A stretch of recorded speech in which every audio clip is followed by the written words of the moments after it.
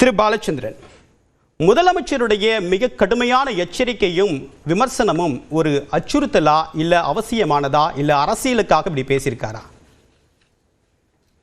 இது மிகவும் அவசியமானது. இதை பற்றி 2 ஆண்டுகளுக்கு முன்பிருந்தே தமிழ்நாட்டில் விவாதங்கள் துவங்கிவிடும். யூடியூப்லாம் நான் உட்பட சில பேர் பேசியிருக்கோம். முதலமைச்சர் ஒரு கூட்டம் கூட்டினார். எதிர்க்கட்சி தலைவர்கள், எதிர்க்கட்சிகள் ஆளுகின்ற மாநிலங்களின் முதலமைச்சர்கள், இவங்க எல்லாரும் சேர்த்து ஒரு கூட்டம் சில மாதங்களுக்கு முன்னால் ஒரு கூட்டத்தை கூட்டி அதில் தங்களுடைய அச்சத்தை வெளிப்படுத்தினார். அதை தவிர கூட்டத்தில் ப்ரொபோர்ஷனேட் ரெப்ரசன்டேஷன் சவுத்துடைய இம்பார்ட்டன்ஸை குறையக்கூடாது அப்படின்னு தீர்மானம் நிறைவேற்றப்பட்டு பிரதம மந்திரிக்கு கடிதம் எழுதினார். நீங்கள் தயவுசெய்து எங்களுக்கு டைம் கொடுங்க, நாங்கள் உங்கள்கிட்ட இதை பற்றி விவாதிக்கணும்னு. இன்னைக்கு வரைக்கும் அதுக்கு ஒரு ரெஸ்பான்ஸும் பிரைம் மினிஸ்டர்கிட்ட கிடையாது. இப்போ நம்ம இந்த இதை அடிப்படையிலேருந்து பார்த்தோம்னா, முதல்ல தமிழ்நாட்டுக்கு முதல் நாடாளுமன்ற தேர்தல் நடக்கும்போது 52 நடக்கும்போது நமக்கு 41 இடங்கள் இருந்தது. பாண்டிச்சேரியும் சேர்த்து 42. அதுக்கப்புறம் 71 அது 39 குறைஞ்சிருச்சு. ஏன்? அதே மாதிரி தான் ஆந்திராவுக்கும் கர்நாடகாவுக்கும் கேரளாவுக்கும். ஏன்னா பாப்புலேஷன் கண்ட்ரோலை இந்த சவுத்து மாநிலங்கள் ரொம்ப திறமையாக கையாண்டார்கள். ஜனத்தொகை பெருக்கம் என்பது நாட்டின் வளர்ச்சிக்கு ஒவ்வாததாக இருக்கிறது அப்படிங்கிறதுனால. அப்போது தமிழ்நாடு தான் இந்த கடிதத்தை எழுதினாங்க. நாங்கள் நல்ல வேலை செஞ்சோங்கிறதுக்காக நாங்கள் தண்டிக்கப்பட வேண்டுமா அப்படின்னு சொல்லி அவங்க கேட்டபோது மிஸ்ஸஸ் இந்திரா காந்தி, அந்நேரம் இது முரசொலி மாறன் அவர்கள் பெர்சனலாக இந்த கடிதத்தை பிரதம மந்திரிட்ட கொடுத்தாருன்னு சொல்லுவாங்க. அப்போ அவங்க சொன்னாங்க, சரி இனிமேல் மக்கள் தொகைக்கு ஏற்றபடி நாடாளுமன்ற தொகுதிகள் கூட்டப்படும் அல்லது குறைக்கப்படுங்கிறத நிப்பாட்டிட்டு 1971 சென்சஸில் எந்த பாப்புலேஷன் இருந்ததோ அந்த ப்ரொபோர்ஷன் அடுத்த 25 வருஷம் வரைக்கும் இருக்கும் அப்படின்னு சொல்லி அவங்க சட்டம் போட்டாங்க. இந்த இதெல்லாம் நாடாளுமன்ற தொகுதி அல்லது சட்டமன்ற தொகுதியை கூட்டுறதும் குறைக்கிறது யாரு? டீலிமிட்டேஷன் கமிஷன் ஒரு கமிஷன் ஃபார்ம் பண்ணுவாங்க. ஒவ்வொரு சென்சஸுக்கு அப்புறமா அந்த கமிஷன் டிசைட் பண்ணுவாங்க. அந்த கமிஷனுக்கு இருக்கிற ஒரே கண்டிஷன் பாப்புலேஷன் பேசிஸில் நீங்கள் மாநிலத்துடைய அளவு, சைஸு, அந்த மாநிலத்துடைய பாப்புலேஷன், இந்த 2 தான் கிரைட்டீரியா நீங்கள் எத்தனை சீட்டு கொடுக்கணும்னு. அப்போது இதில் 1000 கருத்தரிக்கும் வாய்ப்புள்ள திறன் உள்ள பெண்களில் 22 பேர் மட்டும் ஒரு வருஷத்துக்கு கருத்தரிச்சாங்கன்னா அந்த மாநிலத்துடைய பாப்புலேஷன் கூடவும் செய்யாது, குறையவும் செய்யாது. இன்றைக்கி தமிழ்நாட்டில் 1.9 19 17 1000 பேரில். அப்போ நம்ம பாப்புலேஷன் குறைஞ்சிக்கிட்டே போகும். இப்போ உத்தரப்பிரதேசமும் 1952க்கு முன்னாடி பார்த்ததை விட இன்றைக்கி பாப்புலேஷன் குறைச்சிருக்காங்க. ஆனால் அவங்களுக்கு இன்னும் 2.7 2.5 27 அல்லது 25 ஆயிரத்துக்கு அப்படின்னு இருக்கு. அப்போது நம்முடைய பாப்புலேஷன் குறைஞ்சிக்கிட்டே போகும், அவங்களுடைய பாப்புலேஷன் கூடிக்கிட்டே போகும். அதுக்கு தகுந்தபடி டீலிமிட்டேஷன் கமிஷன் நாடாளுமன்ற தொகுதிகளை வரையறுத்தாங்கன்னா உத்தரப்பிரதேசக்கோ மத்திய பிரதேசக்கோ ராஜஸ்தானுக்கோ இப்போ இருக்கிறத விட இன்னும் அதிகமாக கூடிக்கிட்டே போகும், நமக்கு இப்போ இருக்கிறத விட அதிகமாக குறைஞ்சிக்கிட்டே போகும். இதனால தான் சட்டம் போட்டாங்க, டீலிமிட்டேஷன் கமிஷனுக்கு உத்தரவு கொடுத்தாங்க. நாடாளுமன்ற தொகுதிகளை பொறுத்த மட்டில் 1971 என்ன நிலைமை இருந்ததோ, உத்தரப்பிரதேசத்துக்கு அந்நேரம் உத்தரகண்டும் சேர்ந்து 88 இருந்தது. பின்னாடி உத்தரகண்ட் தனியாக பிரிஞ்சது. அப்போ தனியாக பிரிக்கப்பட்டதுக்கு அப்புறம் உத்தரப்பிரதேசத்துக்கு 80 இருக்கு, நமக்கு பாண்டிச்சேரியை சேர்த்து 40 இருக்கு. பாதிக்கு பாதி இந்த மாதிரி நமக்கு இருக்கு. இந்த நிலைமை மாறக்கூடாதுன்னு போட்டாங்க. வாஜ்பாயை மறுபடியும் 1996 இன்னும் நிலைமை சீரடையலைன்னு இன்னும் 25 வருஷத்துக்கு அதை எக்ஸ்டெண்ட் பண்ணார். அது 2011 முடிஞ்சிருச்சு. 2011 சென்சஸ் முடியலை, இப்போ தான் சென்சஸ் ஆரம்பிச்சிருக்காங்க. இப்போ உள்ள கேள்வி என்னன்னா, இந்த டீலிமிட்டேஷன் கமிஷனில் நீங்கள் என்ன உத்தரவு கொடுக்க போறீங்க? டீலிமிட்டேஷன் கமிஷனுடைய அதிகாரம் என்னங்கிறது பல பேருக்கு தெரியாது.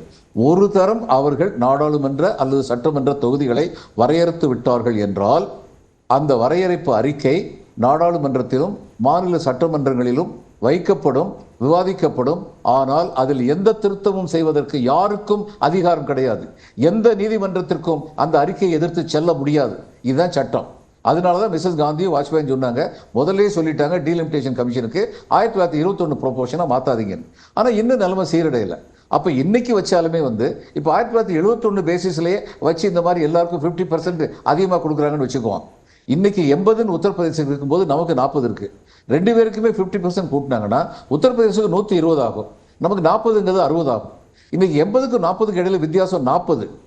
ஆனால் 120க்கும் 60க்கு இடையில வித்தியாசம் 60. இது நமக்கு தெரியணும். அதனால நம்ம இன்னும் வீக் ஆகும். சிதம்பரம் இதை ரொம்ப தெளிவாக கோடிட்டு காட்டிருக்காரு.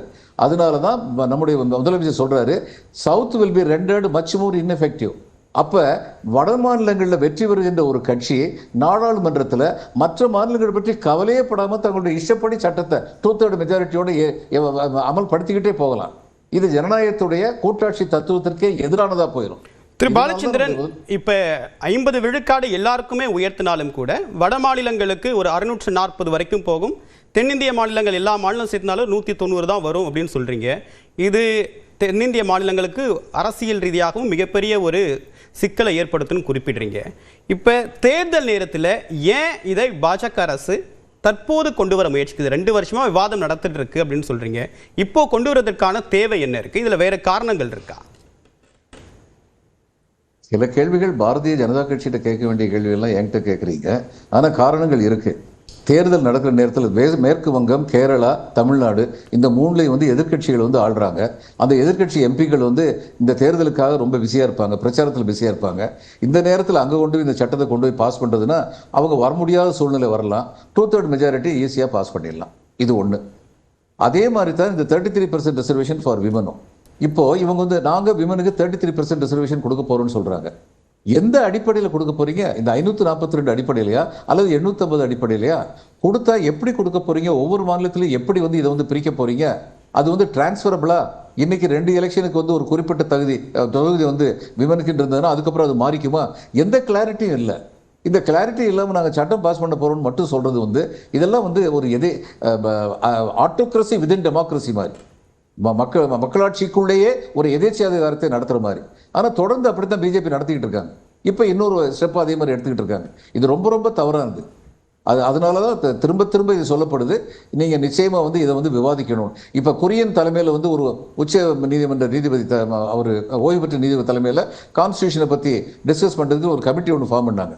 அசோக் வர்தன் ஷெட்டி வந்து அந்த கமிட்டி மெம்பர் செக்ரட்டரின்னு நினைக்கிறேன். அவங்க வந்து தங்களுடைய இதில் சொன்ன ஒரு ரெக்கமெண்டேஷனில் அடுத்து 100 வருஷத்துக்கு நீங்கள் வந்து இந்த ப்ரொபோஷனை மாற்றாதீங்க. என்னைக்கு மாற்றலாம்? எல்லா பாப்புலேஷனுமே ஸ்டேபிள் ஆயிருச்சு எல்லா மாநிலத்திலையும் அப்படிங்கிற நிலவு வரும்போது நீங்கள் மாற்றலாம். அதுக்கு முன்னாடி மாற்றாதீங்க அப்படின்னு சொல்லி அவங்க வந்து ஒரு பரிந்துரை கொடுத்துருக்காங்க. இந்த பரிந்துரைகள் எல்லாம் பரிசீலிக்கப்பட வேண்டும். பரிசீலிக்கப்பட்டு அதன் பின் தெற்கு மாநிலங்கள் சீரான காரியங்கள் செய்ததற்காக தண்டிக்கப்பட்டு விடக்கூடாது. இது ரொம்ப தெளிவாக வந்து இவர் முதலமைச்சர் சொல்ற மாதிரி எல்லாருமே சொல்றாங்க. இதை வந்து செவிமடுத்து கேட்க வேண்டும் மத்திய அரசு. அவ்வளவுதான். கடந்த ஆண்டு இது தொடர்பாக அனைத்து கட்சி கூட்டம் ஒன்றை தமிழ்நாடு முதலமைச்சர் மு.க. ஸ்டாலின் அப்போது கூட்டினார். மற்ற மாநிலங்கள் எல்லாம் சேர்ந்து, குறிப்பாக தென்னிந்திய மாநிலங்கள் எல்லாம் ஜாயிண்ட் ஆக்ஷன் கமிட்டியை அமைச்சாங்க. ஆனால் அது அடுத்த கட்டத்துக்கு நகர்ந்திருக்கா? நகர்வதற்கு முன்னதாகவே ஒரு பலவீனமான தருணத்தில் எதிர்க்கட்சிகள் எல்லாம் கருத்து முரண்பாடோடு இருக்கக்கூடிய நேரத்தில் இதை பாஜக அரசு எடுத்து செல்வதற்கான வேற நோக்கம் இருக்கா? பாரதிய ஜனதா கட்சி எடுத்து செல்வதற்கான நோக்கம் என்னன்னா, இன்னைக்கு அவங்க வட மாநிலங்களில் செல்வாக்கோடு இருக்காங்க. அவங்க வந்து இந்த ஹிந்துத்துவா தியரி வந்து வட மாநிலங்களில் செல்லுபடி ஆகுது.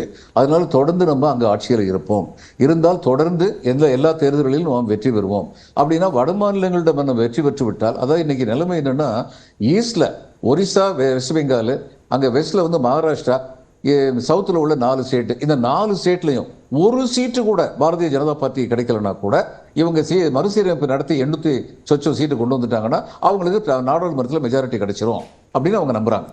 அந்த நம்பிக்கையின் காரணமாகத்தான் இப்படி அவசரமா தான் பண்றாங்க. ஏன்னா இதை பற்றி தமிழக முதலமைச்சர் ஒரு மீட்டிங் அரேஞ்ச் பண்ணியிருந்தாரு. தீர்மானங்கள் நிறைவேற்றப்பட்டன. நான் ஏற்கனவே சொன்னபடி அவர் வந்து பிரதம மந்திரி கடிதம் எழுதினாரு. நீங்க எங்களுக்கு டைம் கொடுங்க, நாங்க உங்ககிட்ட இதை பத்தி டிஸ்கஸ் பண்ணணும். இதை எதையுமே அவங்க வந்து கண்டுக்கலையே.